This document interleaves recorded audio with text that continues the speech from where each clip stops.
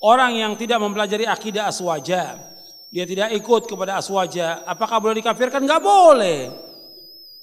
Ini dalam buku ini saya jelaskan orang Islam tuh nggak boleh gampang-gampang mengkafirkan orang lain, nggak boleh, nggak boleh mengkafirkan.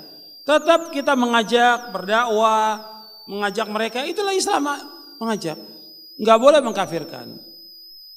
Kalau mengatakan bahwa ada firqah-firqah yang sesat, dasarnya dalil hadis Nabi. Nabi yang mengatakan bahwa umat Islam berpecah menjadi berapa? 73 golongan. 72 masuk neraka. 72 ini yang dikatakan firqah-firqah yang sesat dengan dasar hadis Nabi gitu. Tapi tidak dikafirkan, tidak. Kecuali nanti ada firqah-firqah yang memang sudah keluar dari agama Islam karena mereka menolak Al-Qur'an. Al-Qur'an ditolak, ya kafir. Atau dia nggak mau pakai hadis. Pokoknya semua hadis Bukhari, Muslim nggak ada yang nggak mau pakai, ya kafir. Menolak hadis Nabi SAW yang sahih. Tapi itu pun yang menjelaskan ulama setelah sampai hujjah, bukan setiap orang, bukan.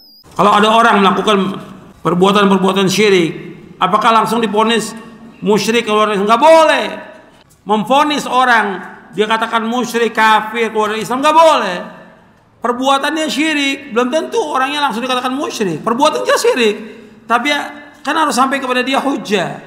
Apakah dia tahu, apakah dia paham atau yang lain. Hatta Syekh Muhammad bin Abdul mengatakan pada orang yang menyembah kubur Badawi, nggak langsung dikatakan dia musyrik. Jadi ini harus seperti orang yang berbuat kekufuran, nggak langsung dikatakan dia kafir. Ada sahabat, pernah terjadi sahabat dia sujud kepada Nabi. Sujud ini kufur apa tidak kepada selain Allah? Kufur. Tapi Nabi gak mengatakan dia kafir, Nabi gak suruh dia mengucapkan 2 kalimat syahadat, tidak.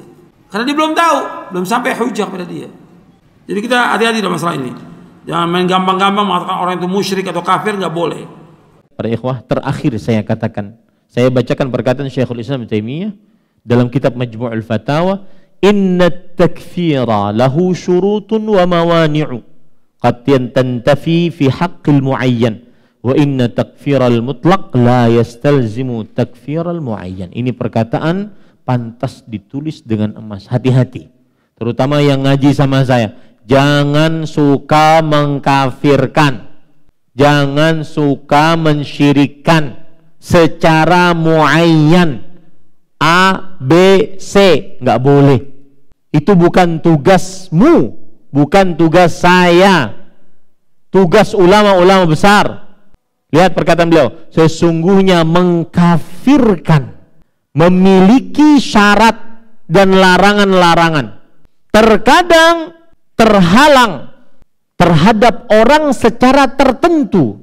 Mengkafirkan tidak, terkadang terhalang terhadap orang secara tertentu. Sesungguhnya mengkafirkan secara mutlak, tidak mesti mengkafirkan orang secara apa?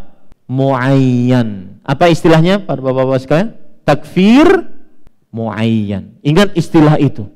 Orang kita katakan, siapa yang berdoa kepada selain Allah kafir. Ini kafir secara apa? Mutlak. Adapun kita katakan si fulan yang berdoa kepada selain Allah kafir. Ini kafir secara apa? Muayyan. Tidak mengkafirkan secara mutlak, tidak melazimkan orang mengkafirkan secara muayyan. Saya sekali katakan, jangan bermudah-mudah mengkafirkan orang muslim tertentu, mengkafirkan orang muslim secara muayyan, mensyirikkan orang muslim secara muayyan. Jangan bermudah-mudah. Itu bukan tugasmu dan bukan tugas saya, tetapi tugas ulama-ulama besar. Faham ini para ikhwah? Jelas sudah ya, agar video ini disimak oleh banyak orang sehingga kita tidak terkena tuduhan suka mengkafir-kafirkan, suka menghalalkan darah kaum muslimin. Kita saja khawatir mati di atas su'ul khatimah. Bagaimana berani-berani mengkafirkan orang? Kita tahu diri kita bagaimana kita sendirian, bagaimana kita akhlaknya buruk, bagaimana kita tidak jujur, bagaimana kita tidak amanah, bagaimana kita macam-macam dosa yang kita lakukan. Maka tidak boleh bermudah-mudah mengkafirkan secara apa tadi Bapak Ibu? Muayyan. kecuali setelah terkumpul syarat dan terhilangkan larangan-larangan. Baik. Pengajian sunnah, dakwah salafiyah sangat jauh dari mengkafirkan manusia. Karena hak mengkafirkan manusia adalah hak Allah dan Rasulnya, bukan hak kita. Kita mengikuti, dan orang yang paling tahu tentang itu tentu orang alim, ahli ilmu. Siapa yang dikafirkan oleh Allah dan Rasulnya, maka dia kafir. Siapa yang tidak dikafirkan oleh Allah dan Rasulnya, maka dia tidak kafir. Hak mengkafirkan adalah hak Allah dan Rasulullah sallallahu alaihi wa ala alihi wasallam.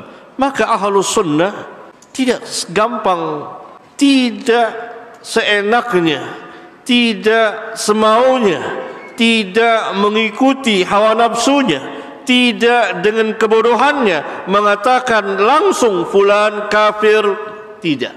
Tapi kalau penjelasan secara umum, perbuatan ini kalau dilakukan adalah kafir.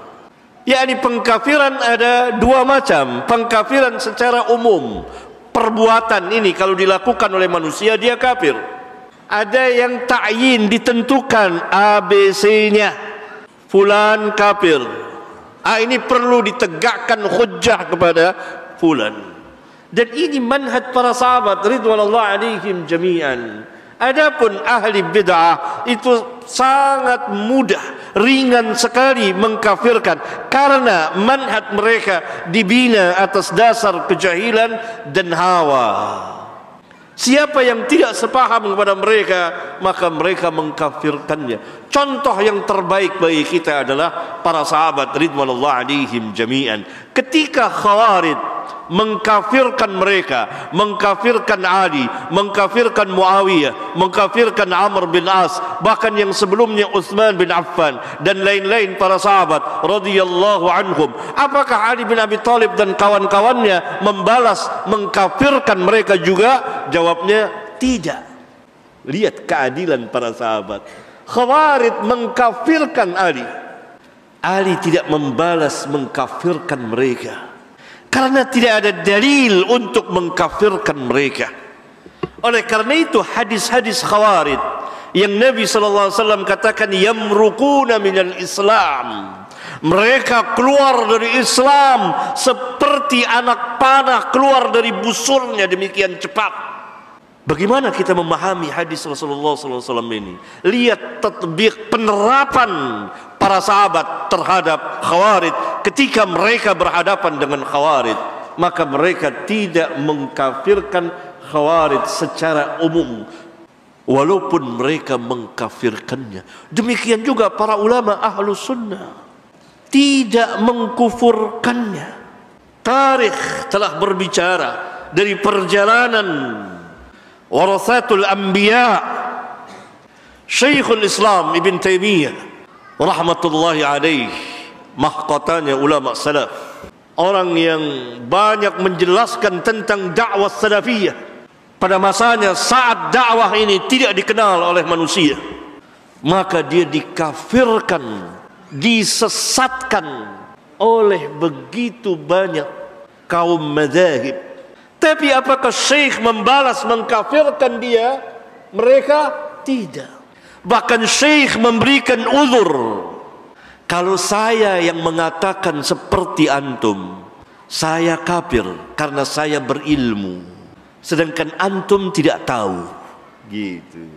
Kepada Jahmiyah itu yang mengatakan Allah fi kulli makan. Kalau saya yang mengatakan itu, maka saya kafir.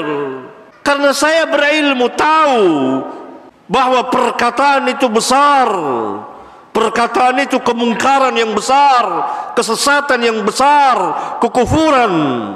Saya berilmu, kamu yang mengatakan kamu tidak tahu. Begitu kurang lebih makna perkataan Syekh. Tidak ada seorang pun yang dikafirkan oleh Syekh. Walhal Syekh sampai hari ini dikafirkan oleh kaum madzhab, sekurang-kurangnya disesatkan dan lain sebagainya. Lihat Ahlus Sunnah tegak dengan ilmu dan keadilan, ahli bid'ah tegak dengan kejahilan dan hawa nafsu serta kezaliman. Maka jangan gampang-gampang mengkafirkan orang, memusyirikkan orang. Menerangkan hukum dan mengkafirkan orang dua hal yang berbeda. Contoh, barang siapa yang meragukan satu ayat di dalam Al-Quran, dia ragu akan kebenarannya, apalagi sampai dia tolak satu ayat di dalam Al-Quran, itu orang akan menjadi orang kafir. Ini menerangkan hukum, bukan berbicara manusia. Itu boleh. Karena kita tidak bicara siapapun. Kita bicara ada orang yang ragu kepada Al-Quran, satu ayat dalam Al-Quran dia ragu. Saya ragu akan kebenaran satu ayat di dalam Al-Quran ini. Atau saya tidak setuju dengan satu ayat yang ada dalam Al-Quran ini. Siapa yang melakukan itu, dia jatuh ke dalam kekafiran. Kita tidak menuding orang, kita menerangkan hukum syariat. Jangan lakukan dosa seperti ini, karena dosa seperti ini membuat Anda menjadi orang kafir di mata Allah. Berarti kita tidak nuding orang kan? Kita menerangkan hukum syariat. Namun ini yang tidak difahami oleh sebagian kaum muslimin. Ketika kita terangkan hukum, mereka mengatakan kalian ngafir-ngafirkan orang. Enggak, kita nggak ngafirkan orang. Saya berani menantang. Silahkan tunjukkan, ambil ceramah-ceramah yang pernah ada dari ceramah ustadz-ustadz yang kita ketahui mengenal sunnah Nabi SAW. Cari satu nama dari orang Indonesia yang dia kafirkan. Si fulan tuh namanya ini sudah kafir, sudah keluar dari agama Islam. Coba cari. Nggak ada itu, mengkafirkan orang nggak ada.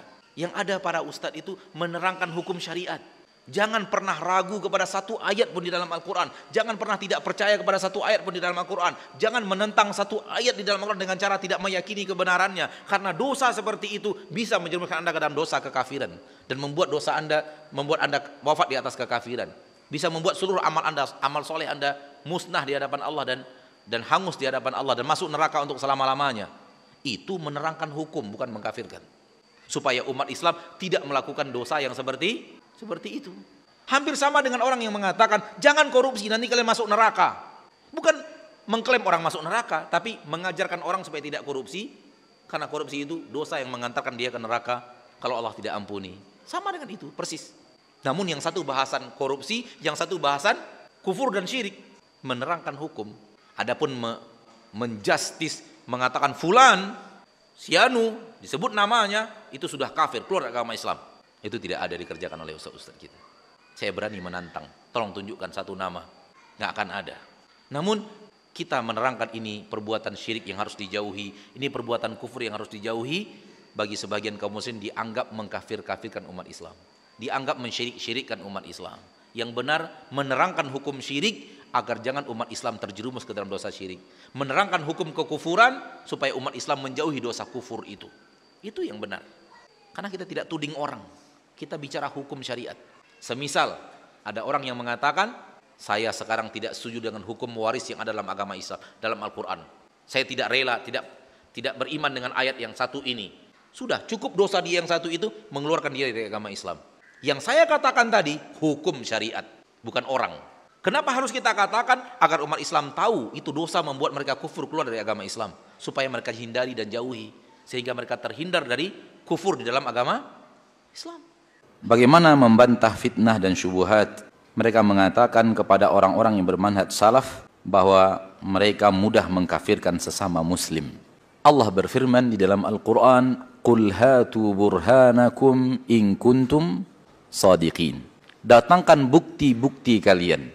Datangkan bukti kalau kalian benar, kalau kalian jujur dengan apa yang kalian katakan. Mana buktinya?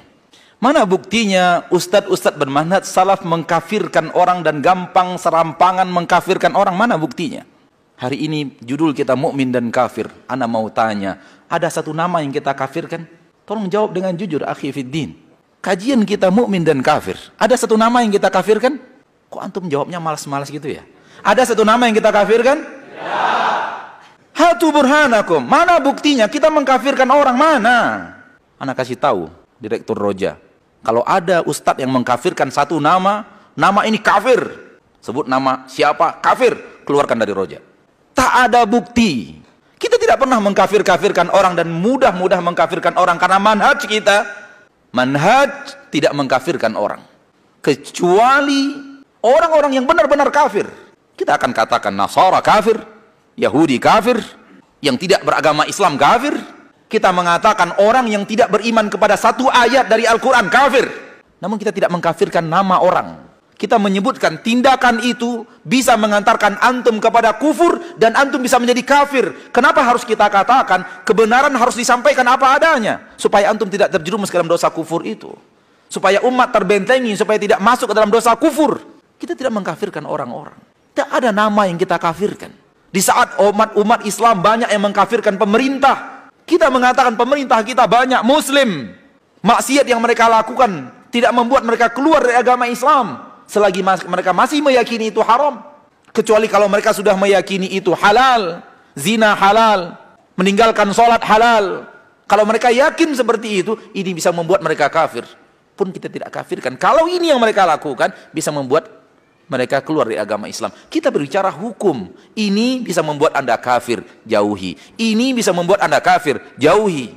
Bukankah Allah berfirman, ala la'natullahi 'alal kafirin, ala la'natullahi 'alal kadhibin. Semoga laknat Allah kepada orang yang berdusta. Apakah setiap orang yang berdusta kita katakan ente dilaknat Allah? Enggak. Namun kita katakan orang yang berdusta dan rajin berdusta bisa dilaknat Allah. Kita bicara hukum. Kita bicara hukum, dan bicara hukum harus apa adanya.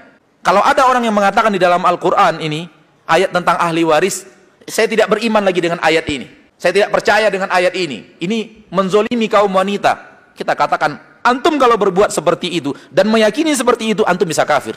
Tidak mengkafir-kafirkan. Kita memberitahu bahwa perbuatan ini bisa mengantarkan antum kepada kafir. Dan ini yang mereka katakan, kita serampangan mengkafir-kafirkan orang. Enggak. Hatu burhanakum, buktikan wahai orang-orang yang menuding ustadz-ustadz salaf mengkafirkan, buktikan satu orang saja yang kita kafirkan. Mana buktinya? Mana bukti kita mengkafirkan orang? Bagaimana dengan orang-orang mengatakan salafi sama dengan khawarij karena katanya mengkafirkan pelaku bid'ah? Ini kedustaan. Antum lihat ada apa dai-dai salafi yang mengkafir-kafirkan? Apa ada atau tidak? Siapa yang mengkafir-kafirkan? Antum yang sering dengar rojak, siapa dengar? Ada yang suka mengkafir-kafirkan? Kalau kita bilang ini kekufuran, itu harus. Ini kesyirikan, itu harus. Kita bilang meminta kepada penghuni kubur, itu apa? Syirik. Pakai jimat-jimat, itu apa? Syirik. Pergi ke dukun, syirik. Dan saya sedang menjelaskan tentang banyak kesyirikan dalam penjelasan kitab tauhid. Ya, tetapi masalah mengkafirkan itu ada aturannya. Apakah sudah sampai hujah kepadanya? Apakah sudah iqamatul hujjah? Tidak semua orang terjerumus dalam kekufuran otomatis menjadi kafir. Contohnya Imam Ahmad. Imam Ahmad, di sana Imam Ahmad, beliau ya dizalimi oleh raja di zaman tersebut. Karena raja tersebut di antara orang-orang terdekatnya adalah Ibnu Abi Du'ad, dan dia adalah seorang Mu'tazilah, dan dia merayu Khalifah Al-Ma'mun agar menyuruh rakyatnya mengatakan Al-Quran itu makhluk. Al-Quran itu makhluk. Dan para ulama sepakat Al-Quran bukan makhluk, tapi Al-Quran adalah firman Allah. Dan mereka berkata, barang siapa yang mengatakan Al-Quran itu makhluk, faqad kafar. Imam Ahmad mengatakan demikian. Man qala anna Al-Qur'ana makhluk faqad kafar. Barang siapa mengatakan Al-Quran itu makhluk, maka dia telah kafir. Tapi Imam Ahmad tidak pernah mengkafirkan Al-Ma'mun, sang raja tatkala itu. Karena dia tahu ini raja orang awam, tidak ngerti, kena syubhat. Nah, ini menunjukkan tidak semua orang terjerumus dalam kekufuran maka dia apa? Kafir, ya. Tapi kalau menjelaskan ini kekufuran, ini kesyirikan, kita jelaskan. Wajib kita jelaskan. Mau orang mau ngomong apa terserah. Tapi bukan berarti kita bilang ini syirik. Kalau ada yang terjerumus berarti kita bilang musyrikin, harus dipenggal lehernya, ditumpahkan darahnya dan macam-macamnya, dirampas hartanya. Enggak. Siapa yang pernah demikian? Tidak ada dai salafi seperti itu. Oleh karenanya mereka yang sebagian mereka menyebarkan kedustaan, bahwasanya kita suka mengkafirkan apa? Orang-orang. Dari mana dalilnya? Kalau kita jelaskan ini bid'ah, bukan berarti kita mengkafirkan. Kalau kita menjelaskan ini syirik, bukan berarti kita menyatakan dia musyrikin. Ini perlu pembahasan yang selanjutnya, ya. Kita yang sering menyampaikan salat, ya, kita salat imam siapa saja kita bolehkan atau tidak? Kalau saya mengkafir-kafiran orang, saya bilang jangan salat di sembarang masjid. Jangan sholat kalau imamnya kalau antum nggak kenal. Mana saya pernah bilang demikian? Sholat dimanapun, mau imamnya mau kunut mau nggak terserah. Ya, ya kalau imamnya dukun ya jangan sholat sama dia.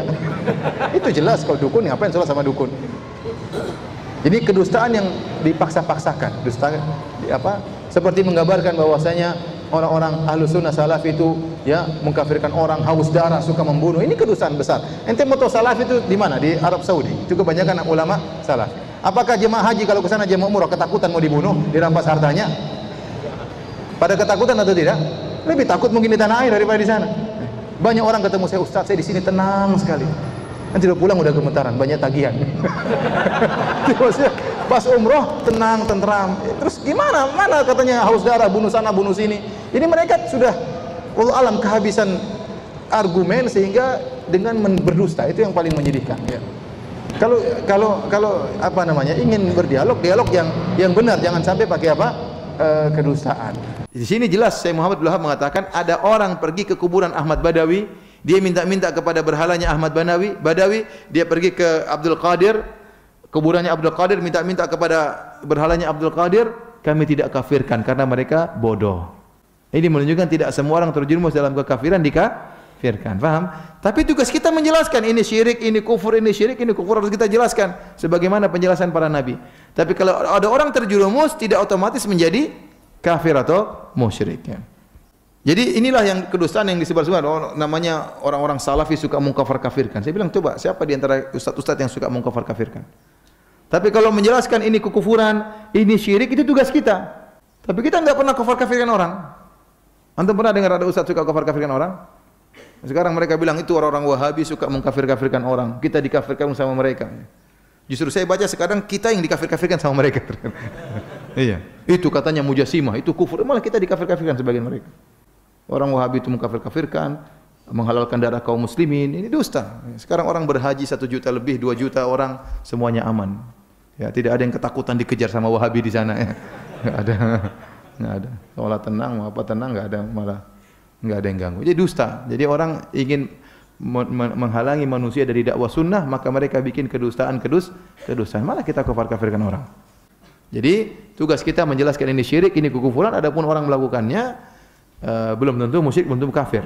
Makanya kalau ingin mengkafirkan harus iqamatul hujjah, harus tegakkan apa? Hujjah.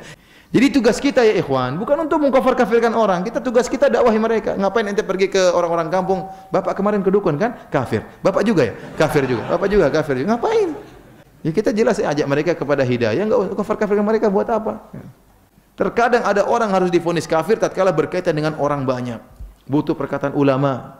Orang ini dai besar, terjerumus dalam kekufuran misalnya, ngajak orang kepada kesyirikan. Terkadang kita butuh perkataan ulama, memvonis dia kafir atau tidak sembarang. Karena dia menyuruh kepada apa? Kesyirikan misalnya. Jadi mau saya para hadirin hadirat, kita tidak bermudah-mudahan untuk mengkafir-kafirkan.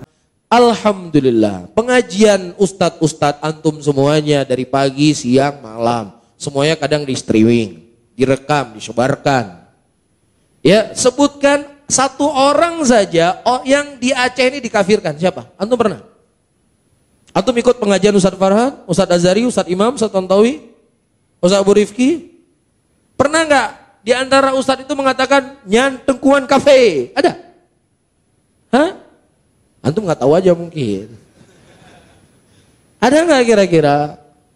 Ya, ceramahnya tersebar, direkam. Ya, di mana-mana bisa didengar. Sebutkan satu saja. Di antara ceramah-ceramah kita yang menyebutkan fulan kafir, fulan kafir. Tapi kalau kita mengatakan Fir'aun kafir, sering. Ya, mengatakan Abu Lahab kafir, sering. Mengatakan orang kafir, sering. Ya, mengatakan perbuatan orang yang terjatuh ke dalam kekufuran, sering. Karena Rasulullah yang mengkhabarkan. Perbuatan ini bisa kufur, perbuatan ini bisa kufur. Tapi kita menyebutkan fulan dan fulan. Atau jangan-jangan antum sering duduk-duduk di warung kopi, antum bilang orang kafir ya? Ada? Nyan kafe dengkuan, nyan kumpuit kafe, dekuje kafe, nyan halal darahan. Nyan warodet, nah kamu kuat, kau taku mandum. Ada? Mungkin antum yang ngomong nggak? Hah? Nggak ada ya? Nah kalau seandainya antum yang ngomong, jangan disalahkan ke kita. Ala taziru waziratun wizra ukhra, kata Allah. Dosa seseorang itu tidak berpengaruh dengan dosa orang lain. Ya antum sendiri yang tanggung jawab, bukan kita. Ya kita nggak pernah mengajarkan untuk mengatakan fulan kafir, fulan kafir, fulan kafir, fulan halal darah, nyawa kejit disembelih, nyokoh taku, nggak ada. Iya, kita katakan justru orang yang sudah jelas kekafirannya, dukun, tukang santet, yang memang betul-betul kafir dengan perbuatan permainan sihirnya, ia berkhidmat kepada iblis. Iya, menulis ayat Al-Quran dengan darah haid wanita untuk menghina Al-Quran, ini perbuatan kufur. Nah kalau seandainya dia sudah terjatuh dalam kekufuran, yang menegakkan hukum had itu siapa? Pemerintah, bukan kita. Kita hanya menjelaskan ini perbuatan kufur. Adapun urusan hukuman itu kembali kepada pemerintah, bukan kepada kita. Bisa difahami ya? Kemudian di antara sifat mereka al-ghulu fi takfil muslimin, berlebihan dalam apa? Mengkafirkan kaum muslimin. Ini perlu kita luruskan pemahaman sebagian orang awam khususnya, yang mereka juga ya didoktrin oleh tokoh-tokoh agama mereka untuk menyudutkan kita. Ya, kita ini sering divonis juga sebagai teroris, ya, khawarij, karena suka apa sedikit-sedikit syirik, sedikit-sedikit apa kafir. Ya, misalnya kita membaca kitab-kitab akidah, itu banyak kata-kata kafir, faqad kafara, diucapkan Imam Syafi'i, Imam Malik, Imam Abu Hanifah dan sebagainya. Ya, contoh misalnya ulama mengatakan man qala al-Quran makhluk faqad kafar. Barang siapa mengatakan Al-Quran makhluk maka dia kafir. Berarti apa? Kita juga ikut teroris, dikatakan teroris. Kita katakan beda antara vonis kafir ahli sunnah dengan vonis kafir kelompok teroris. Apa bedanya? Kita menvonis secara umum. Ya. Kalau mereka langsung to the point, langsung perorangannya, individunya. Ya. Kita misalnya mengatakan secara umum, orang yang mengatakan Al-Quran makhluk maka dia kafir. Namun kalau ada si B, si C mengatakan Al-Quran makhluk, tidak langsung kita apa? Kafirkan. Mungkin kita periksakan dulu ke rumah sakit jiwa, mungkin ada ya, memperoleh agama Allah, memperoleh sunnah Rasul itu kufur. Allah mengatakan demikian. Maka ayat Al-Quran dikatakan ayat teroris, tidak mungkin. Ya, Allah mengatakan Qul abillahi wa ayati wa rasuli kuntum tastahzi'un la ta'tadiru faqad kafartum ba'da imanikum. Apakah dengan Allah, dengan ayatnya, dengan Rasulnya kalian saling memperolok? La ta'tadiru, jangan kalian minta maaf, minta ampun. Qad kafartum, kalian telah kafir setelah keimanan kalian. Kalian murtad. Karena apa? Menghina agama Allah, menghina ayat-ayat Allah, menghina syariat Allah dan Rasulnya. Yang mengatakan orang yang semakin panjang jenggotnya semakin goblok misalnya. Ini menghina Rasulullah karena Rasulullah berjenggot. Ya. Apakah langsung bisa kita kafirkan orang perorangannya? Tidak. Mungkin pada waktu dia mengatakan dia lagi apa nggak waras. Ya, bisa jadi demikian. Ya, orang gila tidak boleh dikafirkan. Ya, yang waras ngalah. Kalau begitu kan? Ini Ahlussunnah wal Jamaah secara umum mengatakan yang menghina agama Allah kafir. Adapun si B, si C ada perincian panjang dan yang menvonis adalah para ulama, bukan kita. Beda dengan kelompok khawarij.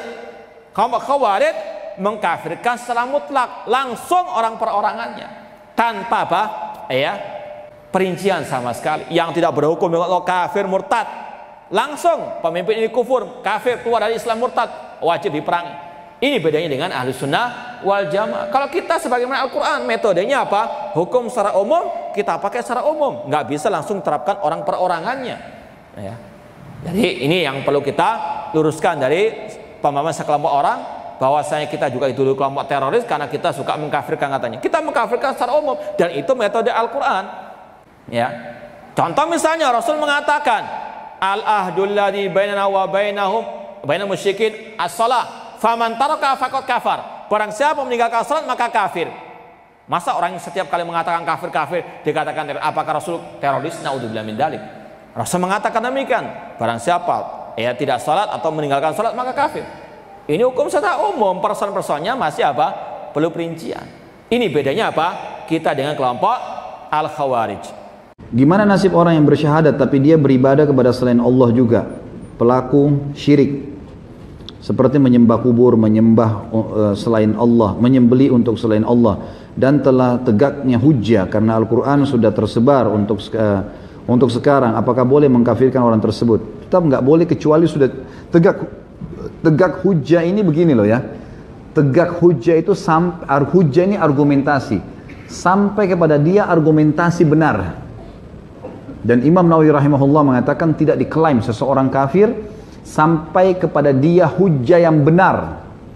Misalnya ada orang sampaikan nih, ada orang tidak sholat ya. Kemudian ada orang nasihatin, sholat tuh, kamu sholat itu wajib. Cuma begitu saja misalnya. Lalu dia menganggap dia tidak tersentuh, dia tidak sholat. Ini menurut Imam Nawawi belum kena hujjah orang ini. Belum sampai kepada dia argumen. Sholatlah, ya, cuma begitu saja. Argumen itu datang, duduk dulu. Tahu nggak kalau sholat itu wajib dalam Islam? Dalilnya itu ini, gitu kan. Tidak cukup dengan kita bilang Quran terjemahan sudah banyak. Bagaimana? Mungkin dia tidak beli Quran, mungkin dia tidak punya, gitu kan. Saya berapa kali temukan anak kecil di lampu merah, teman-teman, tidak bisa salam. Saya tanya Muslim, iya. Ya. Kemudian saya bilang Assalamualaikum warahmatullahi wabarakatuh, tidak dijawab sama dia. Kamu nggak tahu nak salam? Nggak tahu. Baik, sekarang hafal salam ya. Saya kasih duitnya. Ikut sama saya. Assalamualaikum warahmatullahi wabarakatuh. Diikuti sama mereka. Jawab juga. Di lampu merah kita di Jakarta, di Indonesia banyak tidak tahu salam.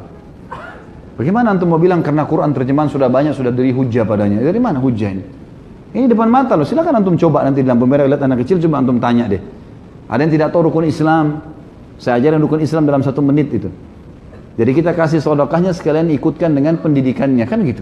Itu banyak sekali. Bahkan maaf, jangan jauh-jauh.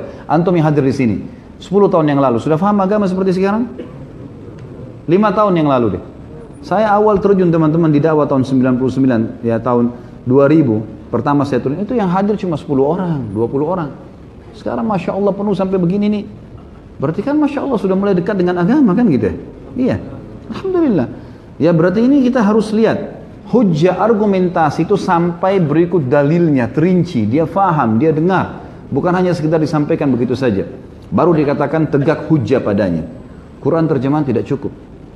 Berapa banyak orang kita punya Quran terjemahan di rumahnya? Apakah dia sudah baca? Belum tentu kan? Itu yang dimaksudkan. Jadi tidak usah tergesa-gesa teman-teman sekalian. Lebih baik kita hukumi orang secara zahir. Kalau dia muslim, jangan divonis kafir. Karena ingat, membuka pintu-pintu kafir, terbukanya pintu khawarij tadi itu. Itu kan yang kita hindari. Jangan kita masuk ke kelompok itu. Karena Nabi SAW ancam kan gitu, dengan banyak ancaman tadi. Siapa sih orang kafir di mata Rasulullah SAW ini? Sehingga jangan sampai seperti ada sebagian kelompok Islam sekarang, vonis kafir ini, vonis kafir itu.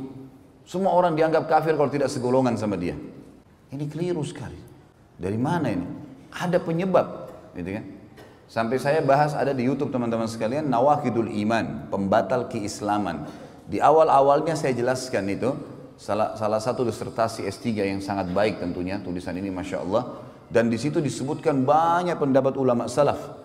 Ya, ulama sahabat tabi'in, tabi'in yang menjelaskan kepada kita tentang tidak bolehnya vonis kafir kecuali orang yang sudah jelas tervonis kafir sesuai dengan indikasi yang telah disampaikan oleh Nabi SAW di zaman beliau. Orang jelas-jelas murtad tinggalkan agamanya misalnya. Kalau orang hanya melakukan satu perbuatan, yang perbuatan itu kayaknya menuju kepada kekafiran, maka tidak akan terjadi padanya kecuali sudah ada hujjah, sudah ada argumentasi sampai ke dia. Mungkin dia tidak tahu. Nabi SAW tidak spontanitas menyuruh seseorang memvonis ini pasti kafir. Contoh misal hadis yang sahih menjelaskan perilaku Usamah radhiyallahu anhu pada saat membunuh seorang lawan duelnya.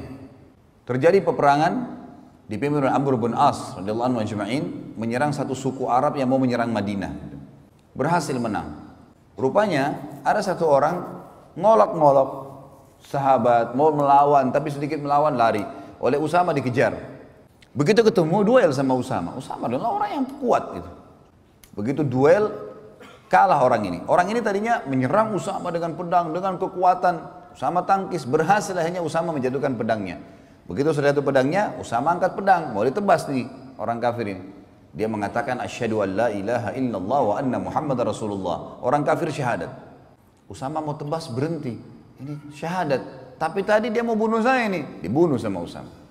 Udah, para sahabat simpang siur. Ini perilakunya Usama gimana? Diingatin Usama, hai Usama, dia syahadat.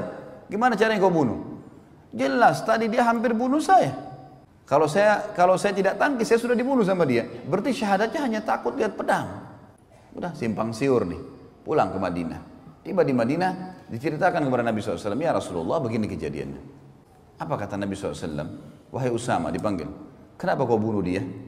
Ya Rasulullah, tadinya begini dan begitu.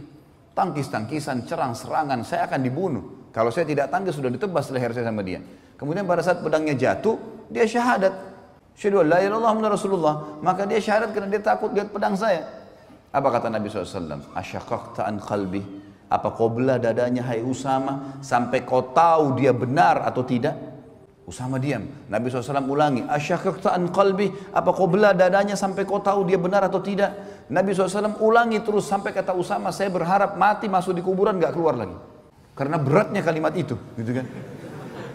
Diulangi terus oleh Nabi SAW. Apa kau belah dadahnya sampai kau tahu dia benar atau tidak? Terus diulangi. Artinya apa teman-teman? Hukumnya hukum zahir. Kalau kelihatan orang itu syahadat, kita nggak bisa buat apa-apa. Hukumnya. Kalau ada lagi indikasi setelahnya dia lakukan kekufuran, dia nyatakan lagi murtad misalnya atau apa, itu lain. Tapi kalau enggak, lihat bagaimana Nabi SAW bermuamalah dengan orang yang seperti ini, gitu kan? Dakwah salaf dari dulu menghukumi kufur kepada perkara yang kufur. Memang harus demikian. Menghukumi syirik kepada perkara yang syirik. Tapi apakah pelakunya langsung kita hukumi musyrik dan kafir? Tidak. Syekh Al-Albani rahimahullah ketika dituduhkan demikian, dakwahmu ini mengkafir-kafirkan dan memusyrikkan manusia. Siapa bilang? Coba kau apabila melihat seseorang muslim minta-minta di kuburan kepada orang yang dikubur, apakah dia musyrik menurutmu? Iyalah musyrik. Dia telah mempersekutukan Allah? Iya, dia mempersekutukan Allah. Nah, kami bilang tidak. Kami bilang dia jahil yu'allam. Dia orang yang jahil, perlu didirikan hujah, disampaikan ilmu. Dia yang langsung musyrikin. Yang menuduh salafi tukang kafir-kafirin dan musyrikin, mereka yang tukang musyrikin dan kafirin. Kita bilang muslim, awam. Tapi tidaklah yang syirik, kita bilang gak syirik. Syirik. Kufur, gak boleh. Bid'ah ya bid'ah. Cuman apakah semua pelaku kesyirikan kita hukumi musyrik? Sehingga dia murtad dan halal darahnya? Tidak. Bahwasanya yang berhak untuk mengeluarkan hukum si fulan keluar dari agama Islam, si fulanah keluar dari agama Islam, mereka adalah para ulama yang sudah sampai derajat ijtihad, yaitu para ulama mujtahidun. Sebagaimana mereka berijtihad di dalam masalah fikih, tentang masalah salat, tentang masalah puasa, tentang masalah zakat dan perkara-perkara yang lain, maka merekalah yang berhak di dalam masalah mengeluarkan hukum takfir, yaitu mengkafirkan secara perorangan atau individu. Maka beberapa kaidah ini perlu sekali kita perhatikan, dan manusia di dalam masalah takfir ini ada 3 golongan. Golongan yang pertama adalah golongan yang berlebihan di dalam masalah takfir, sehingga mereka mengkafirkan orang yang tidak berhak untuk dikafirkan. Mengkafirkan orang yang tidak berhak untuk dikafirkan. Karena satu sebab yang secara dalil tidak menunjukkan bahwasanya perkara tersebut membatalkan keislaman seseorang. Seperti orang yang mengkafirkan orang lain dengan sebab dia melakukan dosa besar. Dalil menunjukkan bahwasanya pelaku dosa besar tidak membatalkan keislaman seseorang. Ternyata dia menjadikan ini sebagai sebab keluarnya seseorang dari agama Islam. Seperti orang-orang Khawarij. Atau orang yang mengkafirkan orang lain karena sebab dia tidak membaiat kepada imamnya, atau tidak membaiat kepada pemimpin kelompoknya. Maka ini menjadikan sesuatu yang bukan sebab keluarnya seseorang dari agama Islam menjadi sebab keluarnya seseorang dari agama Islam. Maka ini berlebihan di dalam masalah takfir, sehingga menjadikan sesuatu yang bukan merupakan sebab keluarnya seseorang dari agama Islam dijadikan itu sebagai sebab. Dan di sana ada kelompok yang kedua yang berlebih-lebihan, dan berlebih-lebihannya di sini adalah sangat bermudah-mudahan, sehingga sesuatu yang jelas itu merupakan pembatal keislaman, mereka mengatakan tidak masalah. Ya, imannya masih tetap utuh. Nah, ini juga termasuk kesesatan, karena dia sangat bermudah-mudahan di dalam pembatal keislaman. Jadi ada yang namanya hukum kafir secara mutlak, ya. Seperti yang tadi ucapan ulama, yang menafikan sifat-sifat Allah dikatakan kafir, yang menyamakan Allah dengan makhluknya dikatakan kafir umpamanya. Seperti itu. Ini hukum mutlak, tapi nggak bisa dilakukan kepada perorangan. Karena kalau sudah bicara hukum perorangan, fulan ini gimana? Apakah dia kafir? Ini bab yang sangat berbahaya sekali, berkaitan dengan mengkafirkan seseorang, ya, mengeluarkan dia dari Islam. Ini sesuatu yang sangat berat sekali, sehingga hukum-hukum umum itu nggak bisa secara otomatis divoniskan kepada seseorang. Karena boleh jadi orang ini meyakini keyakinan itu, tapi karena ketidaktahuan dia, atau karena ada syubhat yang dia pelajari, tadi yang dikatakan, ketika dia menafikan beberapa sifat Allah, karena dia takut, dia khawatir kalau dia menetapkan, dia akan menyamakan Allah dengan makhluknya. Maka berkaitan dengan perorangan tadi, maka nggak bisa kita memvonis dia sebagai orang yang dikatakan kafir, tidak. Maka apa hukumnya sholat di belakang mereka yang mengatakan umpamanya sifat-sifat Allah, dia mengatakan Allah itu tidak beristiwa di atas arasnya, nggak apa-apa kita sholat di belakang mereka. Karena sejatinya mereka mentakwilkan nama-nama Allah itu, ya dalam pandangan mereka itulah yang benar gitu loh. Dan mereka tujuannya tadi mengagungkan Allah Azza wa Jalla. Jadi nggak ada masalah kita sholat di belakang umpamanya seorang yang berpaham umpamanya Asy'ari, kita bermakmum kepada mereka, sholat kita sah dan orang itu muslim, bukan orang itu keluar dari Islam. Orang itu adalah muslim, dia adalah saudara kita, walaupun memang ada pemahaman yang tidak benar dari pemahaman mereka, ya ini diluruskan. Jadi insya Allah dengan seperti itu kita akan menjaga ukhuwah Islamiyah di antara umat Islam, tapi bukan berarti kita tidak beramar ma'ruf dan bernahi mungkar. Ada masalah-masalah yang memang perlu didiskusikan, perlu disampaikan, dan masalah ini bukan masalah ijtihadiyah sebenarnya, tapi masalah akidah yang seharusnya umat Islam itu satu kata, tapi sekali lagi ada sebagian mereka yang memang hidup tumbuh besar dalam lingkungan yang seperti itu, sehingga mereka meyakini itu yang benar gitu. Nah, tugas kita di sini bukan berkaitan dengan memvonis mereka kafir, mereka keluar dari Islam, tidak, tapi bagaimana kita merangkul mereka, mendakwahkan bahwasanya inilah yang sebenarnya harus diyakini oleh seorang muslim, bahwa Allah itu berada di atas arasy-Nya. Karena sebenarnya jadi mereka ini saling apa ya? Boleh jadi dikatakan saling mengkafirkan. Mereka punya hukum umum juga. Mereka beranggapan kita yang mengatakan Allah di atas arasy-Nya itu mujassimah. Kita yang mengatakan Allah itu punya kedua tangan sesuai dengan kebesaran dan keagungan Allah. Kita ini menyerupakan Allah dengan makhluknya. Dan dalam pandangan mereka kafir juga seperti itu. Jadi ini masalah yang memang perlu kita berhati-hati. Sekali lagi, yakinilah apa yang Allah tetapkan dalam Al-Quranul Karim, apa yang Nabi tetapkan dalam sunnahnya Sallallahu Alaihi Wasallam, sesuai dengan yang difahami sama mereka, itu sesuai dengan kaidah bahasa Arab, dan menafikan apa yang dinafikan oleh mereka. Insya Allah itulah jalan Ahlus Sunnati wal Jamaah, dan kita perlu senantiasa berdoa memohon kepada Allah agar diberi petunjuk kepada jalan yang benar dari permasalahan-permasalahan yang diperselisihkan tersebut.